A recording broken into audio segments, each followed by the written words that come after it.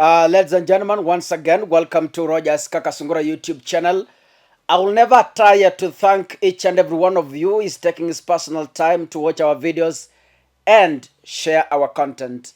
If you're watching this video, kindly make sure you click that subscribe button and remember to turn on your notification bell, as even we follow up for you the ongoing petition at the Supreme Court as far as the just concluded general election is concerned.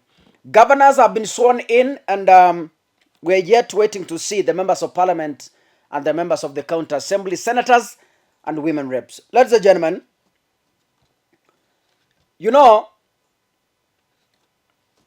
the just concluded election is becoming more serious than of the 2017 because of the carelessness exhibited from the IEBC.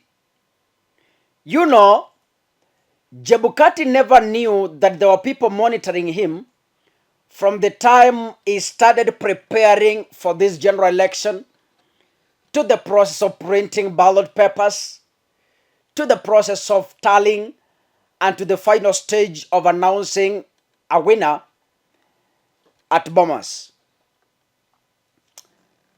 Chebukati did a blunder. I think he was compromised if it's set to happen, and that can be it can only be proved by the court. Chebukati made a blunder early enough to give into some politicians who I know, if it's going to get messy, will leave Chebukati himself to die in court. You know, the Bible tells us that the devil works in darkness, and all his works does better in darkness. Last night, as Kenyans were sleeping at night, as Kenyans were dreaming, as others were snoring, Chebukati was awake. I think it was around 1 a.m. or 2 a.m. I don't know why. I'm asking myself why Chebukati is getting so bitter in the petition filed by the Azimio and the responses filed by the other commissioners. I don't know why Chebukati has all of a sudden started feeling bitter. Is it because he's realizing that he will be roasted alone in court? Because, as you know, the 4 commissioners that gave a presser at the Serena Hotel, led by the deputy chairman, Cherera, they have also filed a separate affidavit accusing Chebukati of manipulating this election, and they have separately acquired their lawyers. And remember, the remaining 3, excluding Chebukati, so they remain 2. They were listed at the Azimio petition as interested parties in that case. So as we speak, from the IEBC office, Chebukati is alone, and he will be responding as an individual in court. This has left the old man so stressed, up to an extent that night when people were asleep, he just kicked commissioners out of an official WhatsApp group, which they have been using from 2017. And I was asking myself, the commissioners have not yet been fired. Their contracts have not yet ended. Chebukati is still legally in office as we speak. The commissioners are still legally in office as we speak. Other regions like Kakamega, Mombasa, and other constituencies have not yet elected their preferred leaders, governors, and members of parliament. So when Chebukati disbands an official WhatsApp group which they used to communicate, what is he trying to tell Kenyans?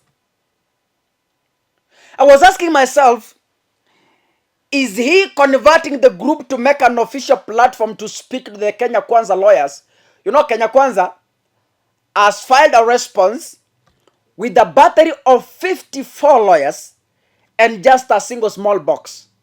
And I was asking myself, if you indeed won, you say you credibly won, why are you lining up 54 lawyers for what? Because you said Raila's case is null and void, it doesn't hold waters, and it's dead on arrival. If it's dead on arrival, why 54 lawyers, all of them, defending just a single individual? For what purpose? Intimidation or fear? Ladies and gentlemen, Chebukati has a case to respond. And let me tell you Kenyans, kuna kitu tunaita in Kisii, those who are Kisii here can help me to translate at the comment section. Kuna kitu tunaita amarimu. Amarimu means when you have killed somebody and let's say you killed somebody at night, you went and dumped his body somewhere. So there is that self-conscious, they call it a guilty conscience, that you begin to look confused. In fact, you can be confused to an extent that you'll be the first person to arrive at the scene. Unaanza kujiongelesha tu maneno na watu wakiangalia wanaanza kukushuku. Chebukati has started exhibiting the same characteristics. Chebukati killed someone. He took the body and dumped it somewhere. He is now beginning to exhibit guilty conscience. He is removing commissioners anyhow, because I want to believe they are still in office until they 100% finish the election, including the counties and constituencies that was suspended. So I don't know how they will be running the Kakamega, the Mombasa and other regions. I don't know how they will be communicating, because verbally Chebukati and the commissioners don't speak. That tells you even on phone, they don't communicate. That lowers it down to even writing an SMS is getting difficult. So how will they be running the just remaining election? Can IBC be disbanded and then tuanze ikitu afresh? Because Chebukati is turning out to be a dictator, the kicks of a dying horse. Those are just kicks of a dying horse. But Chebukati wanted it. He entered into deals with other politicians willingly. Nobody forced him. When it has backfired, why can't he professionally and honorably, maturely carry his own cross? Why the bitterness?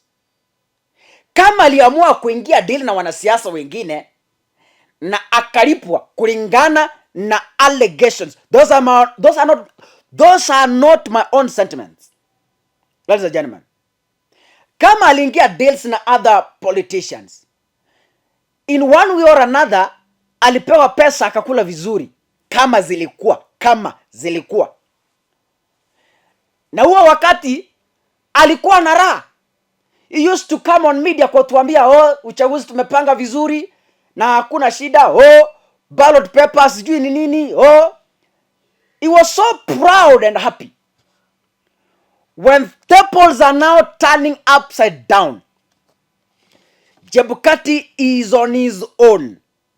And in court, he will be alone. And even if something fishy happens, he will stand alone at the International Criminal Court. Chebukati will stand alone when other politicians will be eating at home. He entered willingly, Let him carry the cross willingly, bila feelings. Asilete makasiriko kwa wengine.